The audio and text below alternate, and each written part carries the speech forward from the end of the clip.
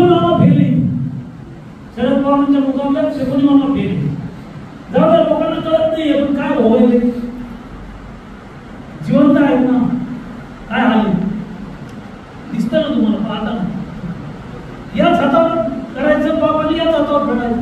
कळवंडी लावल्या आणि 50 वर्ष लावले.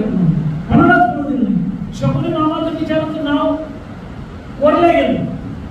शकुनी मामा वाईट आहे त्याला लेबल लागलं. पण आजच्या या कलियुगातल्या शकुनी मामाला अजून ते लेबल लागलं नाही. त्यांना ती पदवी डिग्री मिळाली नाही. ते काम आपल्याला करायचं सगळं.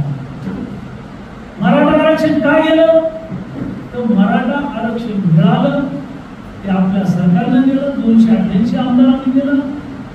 ते मिळालं, त्याची अंमलबजावणी सुरू झाली. शिक्षणामध्ये मुलांना मुलींना मार्ग पडायला सुरुवात झाली किंवा त्यांना ते रिझल्ट मिळायला सुरुवात झाली. हायकोर्टात आरक्षण टिकलं, सुप्रीम कोर्टात स्टे मिळाला नाही आणि काँग्रेसच्या भरभटलेल्या राष्ट्रवादीच्या उद्धव ठाकरेंच्या पांढऱ्या पायाच्या सरकारनं तुम्ही बेमान लोकांनी आरक्षण घातलं. विधानसभेत, नागपूरच्या अधिवेशनात, मुंबईच्या अधिवेशनात. आणि हे मराठा समाजात जाऊन तुम्हाला बोलावलं नाही, आपण बोलत नाही. हेच आपलं दुःख आहे. काँग्रेस, राष्ट्रवादी, उद्धव ठाकरे यांचं खोटं बोलून भेटून बोल त्यांनी ते खापर आपल्या नावानं ठेवलं, भाजपच्या नावानं ठेवलं, देवेंद्र फडणवीसांच्या नावानं ठेवलं. सुप्रीम कोर्टात ज्यावेळेला आरक्षणाची केस होती तिथं त्यांनी वकील दिला कपिल सिब्बल. अतिरेक्यांच्या जमान्यात घेणारे कपिल सिब्बल, राम मंदिराला विरोध करणारे कपिल सिब्बल, काँग्रेसचा नेता आहे आणि सुप्रीम कोर्टाचा वकील. यांनी आरक्षण झालं ते वकील कोणी दिलं? उद्धव ठाकरेंची त्याची काय ओळख होती का? शरद पवारांनी वकील दिलं. मनुष्य काँग्रेसचा नेता आहे, खासदार आमदार राहिलेले त्याच्यामुळे आरक्षण गेलं. हे दोन वकील नसते, हायकोर्टाचे मराठा वकील होते ते जर नसते त्याला एका कडीला बसवलं तुम्ही काही बोलायचं नाही आणि तिकडचं आरक्षण गेलं. ओबीसीचा एखादा मुलगा माणूस सरपंच होत होता, जिल्हा परिषद सदस्य होत होता, पंचायत समिती सदस्य होत होता, सभापती होत होता, नगराध्यक्ष होत होता, महापौर होत होता, जिल्हा परिषद अध्यक्ष होत होता. ओबीसीला संधी मिळत होती. सुप्रीम कोर्टात हे बी आरक्षण उद्धव ठाकरे म्हणून दिलं, शरद पवार म्हणून दिलं. दोन्ही सभा त्यांच्याबद्दल बोलत नाही त्यांच्या सरकारमध्ये आणि तुम्ही आम्ही बोलत नाही. अरे बोलणाऱ्याच्या कैदी विकत्या.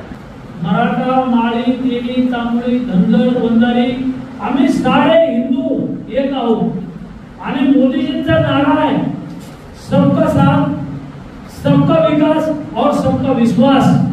मोदीजींनी जे 6,000 रुपये दिले ते असं झालं का? मुस्लिम समाज मतदान करीत नाही त्यांना 6,000 रुपये द्यायचे नाही. दलित समाज मतदान करीत नाही त्यांना घरकुलं द्यायचे नाही, त्यांना 6,000 रुपये द्यायचे नाही.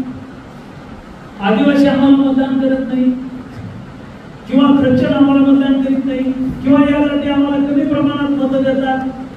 कधीही मोदीजींच्या मनामध्ये हे पाप नाही. त्यांनी सबका साथ, सबका विश्वास सगळ्यांना सोबत घेतलेला आहे.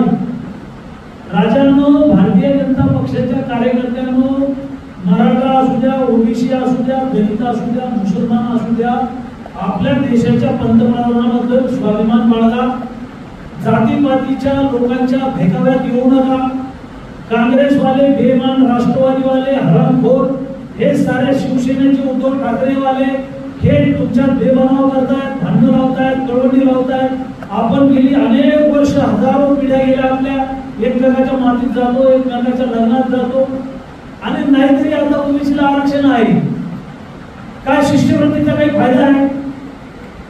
काही त्याला 60% मार्क पडले आणि ओबीसीचा एखादा मुलगा MBBS डॉक्टर झाला, ओबीसीचा एखादा मुलगा मुलगी.